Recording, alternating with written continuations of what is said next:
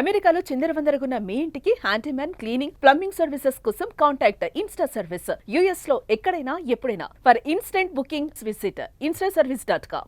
భారత్లో హిందూ మతాన్ని ఎంతో పవిత్రంగా భావిస్తారు. ఇండియా నుంచి విదేశాలకెళ్లి అక్కడే సెటిల్ అయిన లక్షలాది మంది భారతీయులు విదేశాలలో సైతం హిందూ దేవాలయాలు ఏర్పాటు చేసుకుని హిందూ మతాన్ని ఆదరిస్తున్నారు. కానీ గత కొన్ని సంవత్సరాలుగా హిందూ ఆలయాలపై హిందువులపైన దాడులు జరుగుతున్న విషయం తెలిసిందే.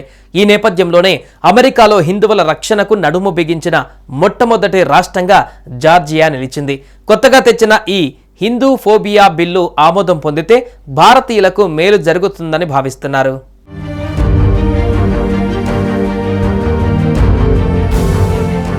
హిందూ ఫోబియాకు వ్యతిరేకంగా బిల్లును ప్రవేశపెట్టిన మొదటి అమెరికా రాష్ట్రంగా జార్జియా నిలిచింది. హిందువులపైన విద్వేషపూరిత దాడులు పెరుగుతున్న నేపథ్యంలో జార్జియా ఈ చారిత్రాత్మక చట్టానికి శ్రీకారం చుట్టింది. హిందూ ఫోబియాను అధికారికంగా గుర్తిస్తూ ఒక బిల్లును అమెరికాలోని జార్జియా రాష్ట్రం ప్రవేశపెట్టింది. దీంతో హిందూ ఫోబియాను గుర్తించిన తొలి అమెరికా రాష్ట్రంగా జార్జియా కీర్తించబడుతుంది. ఈ బిల్లుకు ఆమోదం లభించి చట్టంగా మారితే జార్జియా పీనల్ కోడ్ను సవరిస్తారు. ఫలితంగా దర్యాప్తు సంస్థలు హిందూ ఫోబియా, హిందువుల పట్ల వివక్ష, విద్వేషపూరిత నేరాలపైన చర్యలు చేపట్టడానికి వీలవుతుంది.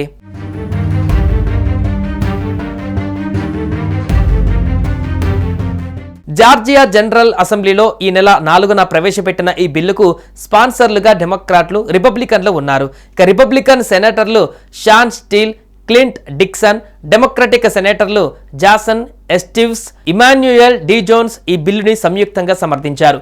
Coalition of Hindus of North America దీనిపైన హర్షం వ్యక్తం చేసింది. ఈ బిల్లుకు మద్దతు ఇచ్చిన వారందరికీ ధన్యవాదాలు తెలిపింది. కాగా జార్జియాలోని అతిపెద్ద ఇండో అమెరికన్ కమ్యూనిటీ ఫోర్సిత్ కౌంటీకి ప్రాతినిధ్యం వహిస్తున్న రిపబ్లికన్ ప్రతినిధులు లారెన్ మెక్డొనాల్డ్, టాడ్ జోన్స్ ఈ తీర్మానం ప్రవేశపెట్టడంలో కీలక పాత్ర పోషించారు.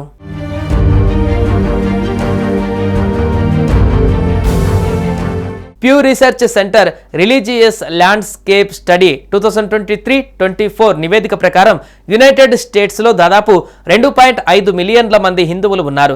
ఇది మొత్తం అమెరికా జనాభాలో దాదాపు 1%.